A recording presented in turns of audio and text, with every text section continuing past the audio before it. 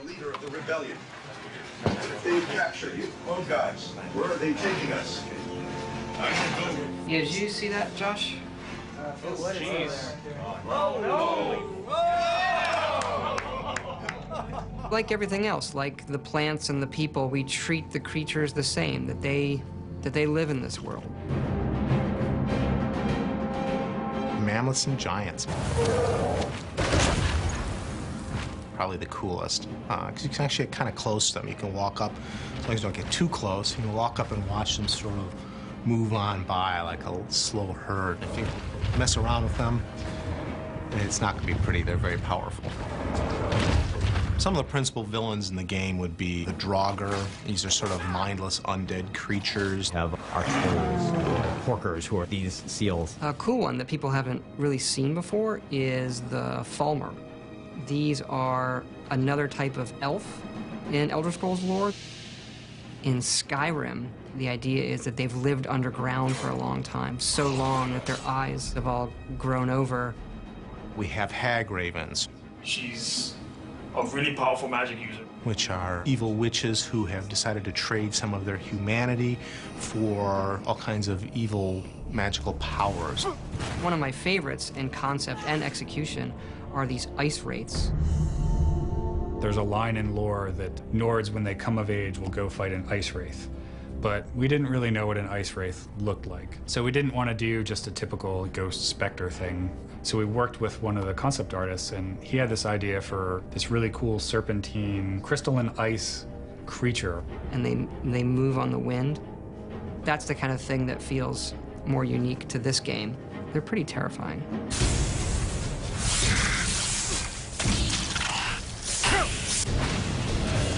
I think combat is a really, really tricky thing in a game like this. You want to make you, physically, the player who bought the game, feel like you're getting better, but more so that the character on the screen that you are playing is getting better at it.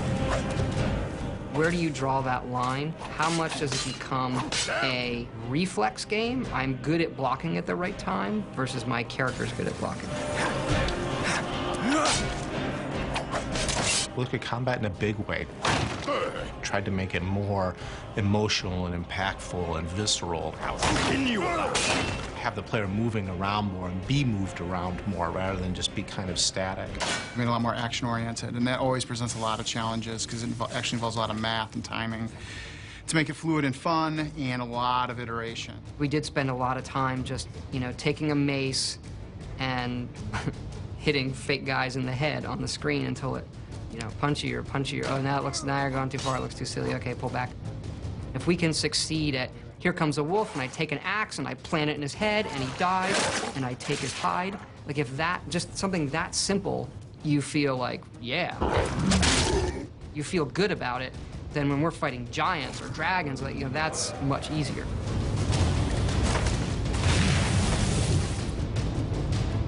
I might switch the camera move on this one, though. And we looked at the visual experience. The visual experience for us needed to be more immediate, needed to be more like I'm there in the world. For certain kill moves, you're going to see that the camera's going to slow down, pop into third person. There's a lot of fun. I think you're bleeding. Going to some cinematic perspective quickly and watching your character do something really cool. We wanted you to be able to see the sword shove through their torso and come out the back like I'm being a real badass, like I'm going to slaughter people, creatures, whatever is out there, I'm going to slaughter it. Tim Lamb had my favorite name for it, which was Violens.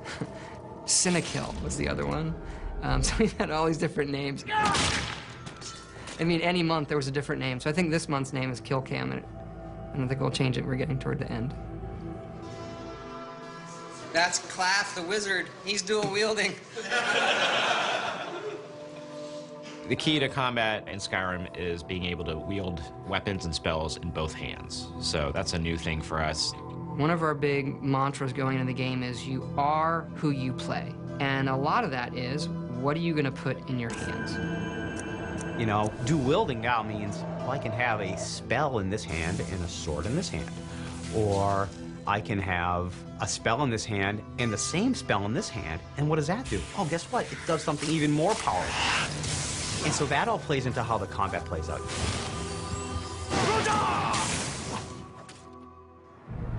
So this is the final state where, like, the beams fade away? And then this was the current test of the Skull Corruption cast. Basically, I've hidden the projectile. It's too bad we don't do more of this burning stuff. 10,000 times more than Oblivion already. The whole dual controller thing we're doing came from the initial Magic design. With the spells, we knew immediately from the beginning we wanted to get something that was more of a wizard duel rather than just, you know, can I throw fireballs quicker than you can throw fireballs? Could we make it actually feel like something? So we wanted to be able to have two magic guys go at it, you know, in a really good, strategic, fun, and exciting way, like we can do with melee combat. We've also added new ways for the spells to be delivered. So the way we treat fire now is it hits and it spreads, and it can spread a bit and do damage, and you can actually just take your fire spell and lay it on the ground, let guys run through it. And we really spent a lot of time, you know, focusing on Magic this game, you know, just a ton more effort into, you know, all the unique spells and their visuals. The area effect is in, the casting art is in. With the magic system added to the mix here in Skyrim, almost a third of the gameplay is involving special effects being thrown at people. That's what I always imagined this room to be like, especially when the wizards start going with their spells. Forget the numbers and how much it kills guys. A lot of times you find a new spell and no one's around, you set it off.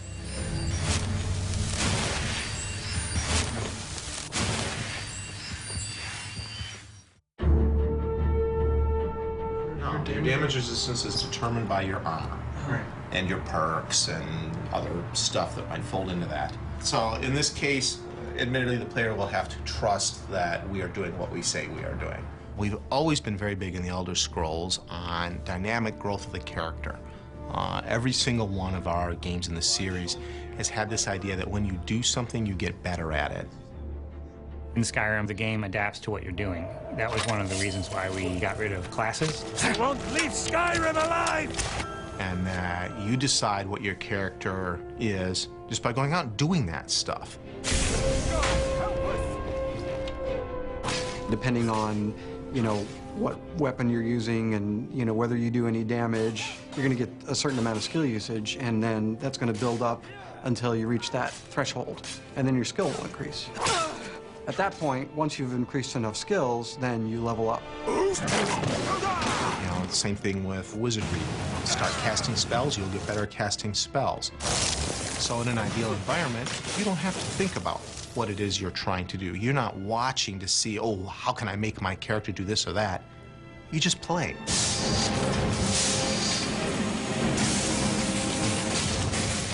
And the game responds. The game responds by letting you become those things. Every time you level up, you get to pick a perk. And the perks are what really defines your character. The definition of what a perk is really kind of hard to nail down. It's an advantage or a feature or a gameplay enhancement or an ability or feat that you get as you progress in your skills. You can actually play the game for a while as a warrior character and then decide, I want to start doing magic stuff. And in the previous games, if you really wanted to do that, you probably wanted to start over. Well, in Skyrim, you can start doing it and you suck at it at first. And then eventually, it starts affecting you more, and then you can make up that ground without throwing away however many hours of gameplay you've already done. In Skyrim, we like to say we are what you play, and it sounds like a catchphrase or whatever, but it really is true. Who do you want to be? The game is going to have some outlet for that. So on some level, we get ourselves in trouble by trying to make the ultimate fight dragons game, the ultimate be a warrior game, the ultimate mage game, and the ultimate thief game, and the ultimate assassination game, and the ultimate I'm picking plants. You know, all of these kind of different styles we want to pay off. Skald supports Ulfric's rebellion, and he doesn't like having a couple of old legionnaires living in his town. Be responsive to things the player does. When you do something in the game, we want the game to recognize it and respond appropriately to you. Did I see you talking to Sven? Maybe not. Maybe...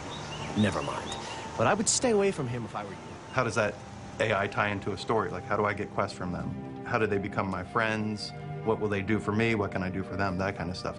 Sometimes it's as simple as having a guard in a city comment on the things that you've done. Get your thieving hands off that!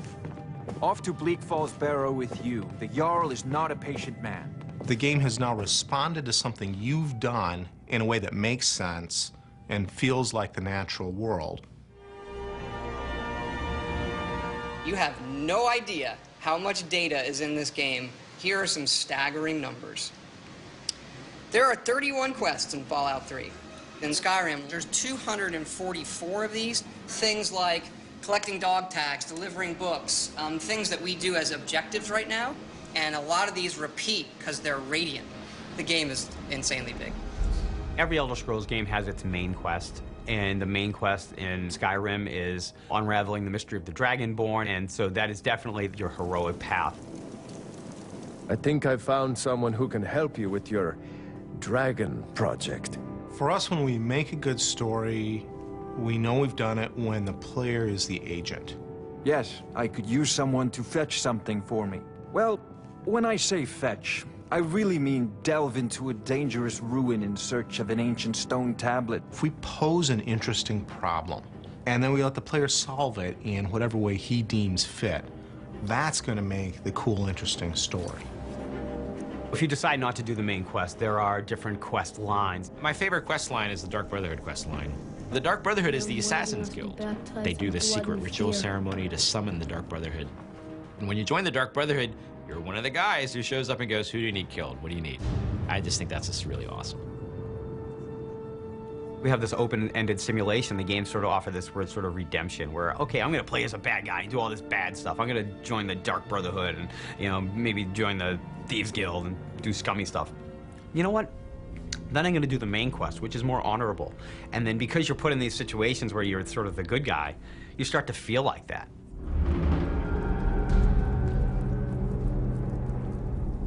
The big transition in our studio from Oblivion to Skyrim is we never actually had dedicated level designers in Oblivion. We had them on Fallout, and now we have them in Skyrim. And what that means is that when you go into a cave, it's not just art and stuff. Get me down! It's coming loose. I can feel it. And before, we did it in a very compartmentalized way, and you would see lots of the same rooms. But we took it a step further this time and made a whole bunch of free pieces so that every single dungeon is a completely different experience. You fool! Why should I share the treasure with anyone? In total, we have around 310 or 15 spaces. That includes dungeons, large dungeons, small dungeons, exterior play spaces. Our sort of ideal now is that we want every dungeon in a game like ours to be as good as a fully scripted level, something in like a highly authored game.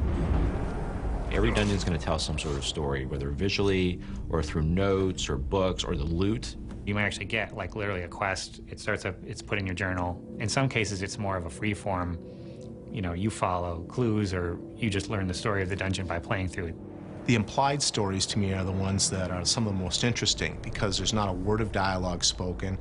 There's just the environment speaking to you. So you go in, you see a body laying on its back with an empty bottle clasped in its claw and bottles in its mouth. He's just laying there.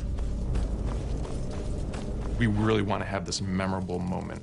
We want to have the players who played the dungeon or the level to come back being like, that was an awesome experience. When I came into that last room and I saw the sky shining down from above and this cool little set piece with the streams going through and then the boss comes out, that was really cool. So that was the one thing I always ask the LDs after they're finished past 1 or past 2 of a dungeon. I'm like, so, you know, what's your memorable moment? Every time you play, you're gonna find something neat or something different's gonna happen. Games are such a unique storytelling device is that you have this really opportunity to tell a story through action, through gameplay.